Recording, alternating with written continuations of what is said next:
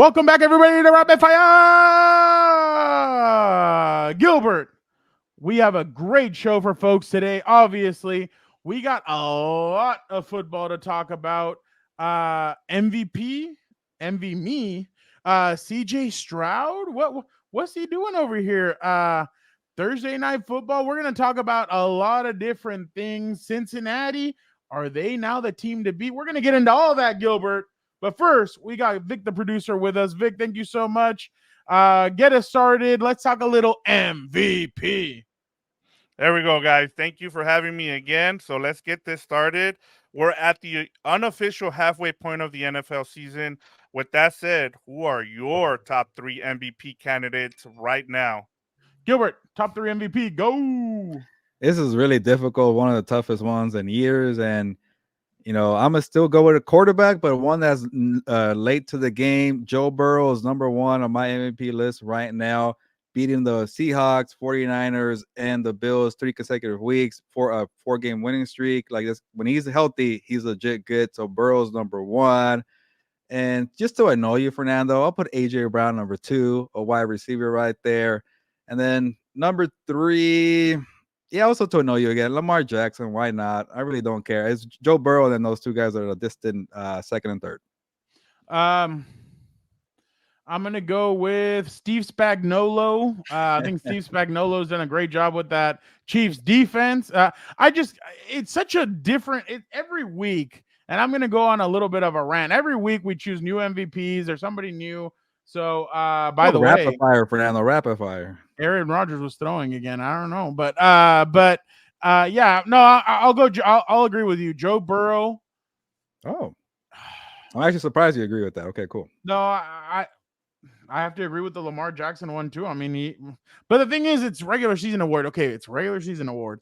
So I'll go. I'll go Joe Burrow. Award. I'll go Lamar Jackson. Shoot. I can't even choose like Jalen Hurts. I don't know. I mean, that's not bad. That's not bad. I'll go with those three. I'll say that those three right now are the front runners. But to me, Steve Spagnuolo has to be up there. But no, that's coaches. But yeah, I'll say that those are my three MVPs.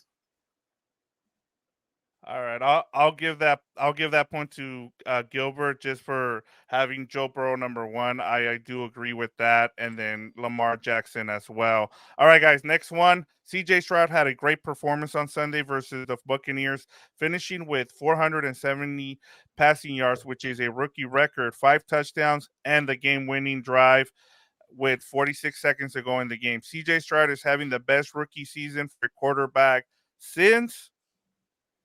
That's Gilbert. Pretty easy, no? Go ahead, friend. Yeah. Sorry, my bad. No. Well, CJ Stroud's rookie year compared to who?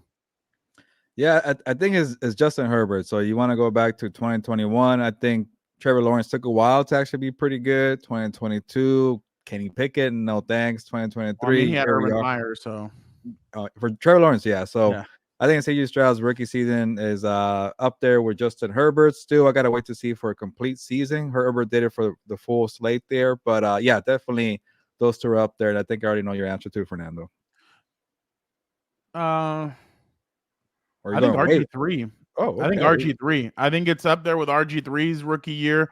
I think RG3 had a great year, but he was able to get his team into the playoffs. So let's see if CJ Stroud can get his team into the playoffs. But I think it's similar to what RG3 was doing. I remember the first game against New Orleans, RG3 went into a loud Superdome. He was able to win that game. So CJ Stroud's starting to put together some wins.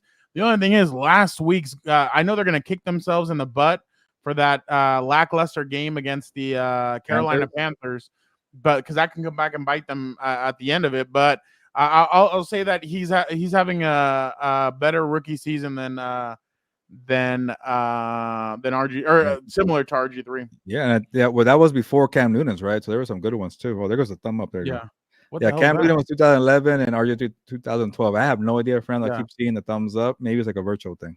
I think Vic is doing that. No, it is not me. Yeah, we had that happen on the live the other day. Really?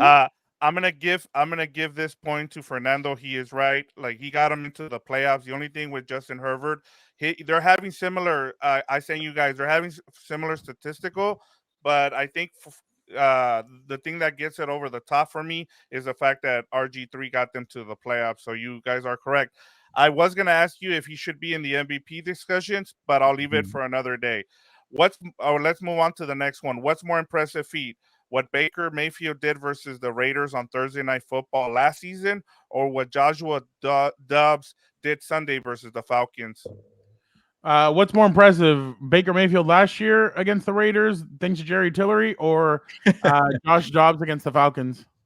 Oh man, that's really tough. I was there in person for that one. When For the did Baker come in? He came in like Wednesday of that week, and he had like 3 They days. played Thursday night? Actually, no, you're right. And it was like a Tuesday then, so maybe it was like he had like 2 days. They got him on waiver on a Monday. He was in the building by Tuesday, so that's pretty impressive. Dibs on Baker.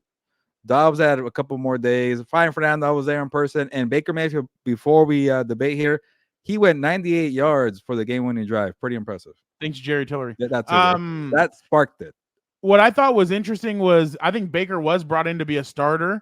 Josh Dobbs was not brought in to be the starter. He was there with the center. You could tell the whole offensive line was there listening. He was going through his cadence. The stadium was quiet. He was going through his cadence. They were doing everything that he needed to get into that game. I was very impressed with Josh Dobbs, to be honest. I mean, I know we had seen it with the Cardinals and everything, but here you have some weapons, so you may be able to do a little something with that, especially because Justin Jefferson's going to come back. They're going to get some other guys back, but I was really impressed with what Josh Dobbs did because he wasn't brought in to be the starter. I kind of feel like Baker Mayfield was brought in to do that. Oh yeah.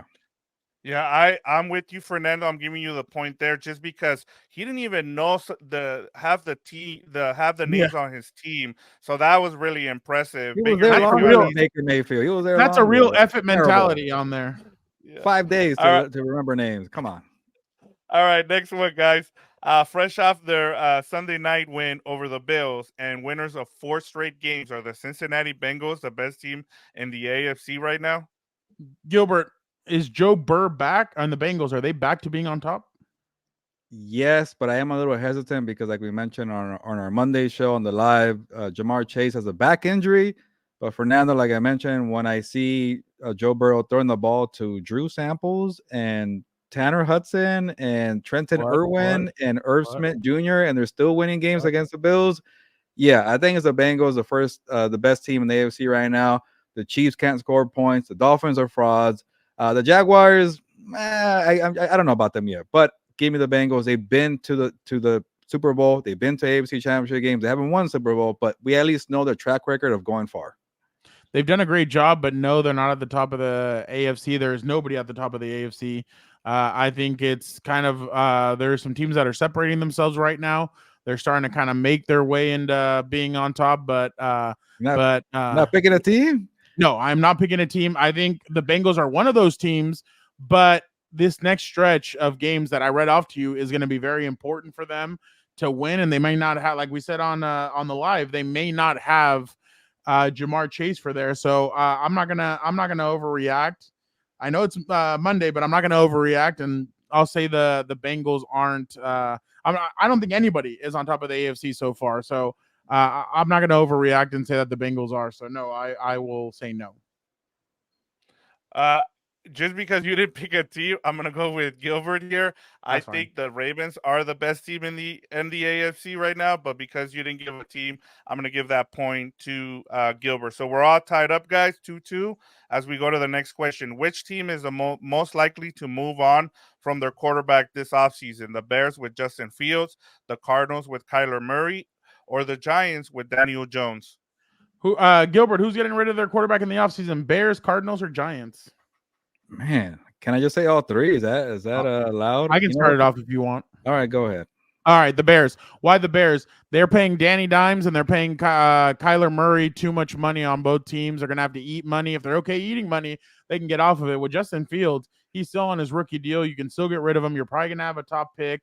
So I think it's going to be I think the most likely is the Bears, especially because you kind of seen some good from Tyson Bagent, and I'm not saying that he's going to be the starter, but I'm saying you have talent, you have receiving talent on that team. If you bring in another quarterback and then maybe you drive Marvin Harrison Jr., then you could probably fix some of the problems that you have. If you have Marvin Harrison Jr., DJ Moore, and Darnell Mooney, shoot, you probably have the three of the best receiver, one of the best receiving groups in the NFL, similar to what Joe Burrow has had with Jamar Chase, T. Higgins, and I always want to call him Taj Boyd. It's what's his name? Tyler Boyd. Tyler Boyd. Thank you. Taj Boyd was a quarterback for the damn Clemson. I don't know why that name is in my head. Gilbert, go ahead. Yeah, that's a good response because the Bears could easily just get out of the rookie contract. Heard that, Vic. Good response. For Justin Fields, but I'm gonna give you 2. The more I think about it, for some reason I feel like the Cardinals are attached to Kyler Murray. Like whatever Kyler Murray is doing behind the scenes, he's really, saying, "Hey, here's some snacks and treats, GM Monty Osborne, for you too, Jonathan Gannons. Buy some muffins for me." So I think he's gonna stick around there. They'll probably draft like a wide receiver and alignment with the 2 picks there. So I will go with the Giants. They'll eat the money on Daniel Jones. They could get out of it after 1 more year. The Cats need to eat. That's why you hear the noise in the background.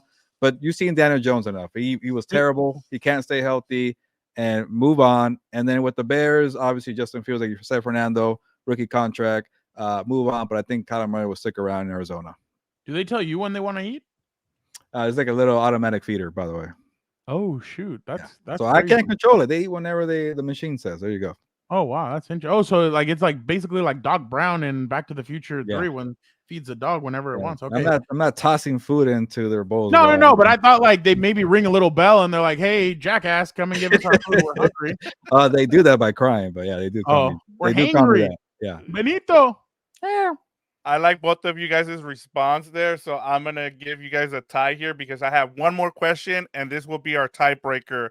All right, guys. Scoring output in games is down under 44 points the past 2 seasons, which are the lowest in the NFL since the 2010 rule changes that led to the passing revolution in the 2010s. What are the main reasons why the scoring output has been down the last 2 seasons? Gilbert, why are our teams not scoring? I'll say 2 things. One, just terrible officiating, and people can't keep up with the rules. It gets stopped, it gets slow, it gets muddy, things like that. And then I think the Vic Fangio scheme kind of ruined it, at least for the offensive people who like touchdowns. Like it's all designed to stop the plays downfield, and the ones that are adjusting by running the football and taking the quick throws, those are the ones that are doing well, like the 49ers and teams like that. But the ones that can't adjust are being left behind. So I think it's the Vic Fangio scheme and the terrible officiating. I'm going to go with quarterback play isn't what it has been in years past. I think quarterback play, you're seeing a lot of backups. You're seeing a lot of secondary guys kind of jump in there. Vic, I know you had mentioned one time that you feel like defenses are starting to catch up a little bit. I think it's a mixture of both. I think defenses are catching up, but at the same time, quarterback play, I think, is at an all-time low. I think we only have about 5 quarterbacks that are legit, maybe 6. And that's why you put Brock Purdy in the top 10, guys. Get off me and Dan Daigle's lawn. But I just think it's at its worst that it's ever been. Gilbert is a little bit right though about the rules, but I just think it's a mixture of all these things. But the officiating, it is terrible. But I'm going to leave it more on the quarterback play, and the defenses are starting to kind of catch up. And we all know defenses win championships, and a lot of these teams have spent a lot of money on their defenses to make them some of the best. So I'm going to go with that. Yeah, Fernando always knows how to appeal to me here because I've been stressing about defensive coordinators here. So I'm going to give Fernando the point and the win here. He's right.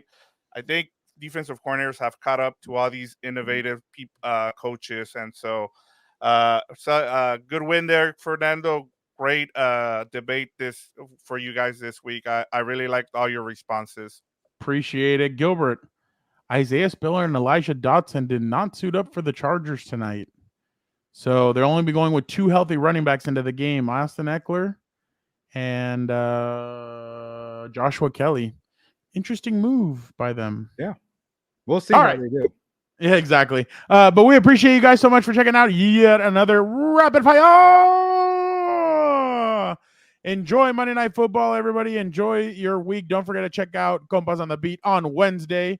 As we will all be back together, Dan and Dago, Gilberto Manzano, Vic the producer, and su servidor. We'll all be back ready to go. So thank you guys so much. Have a good week, and thank you guys so much for always rocking with us.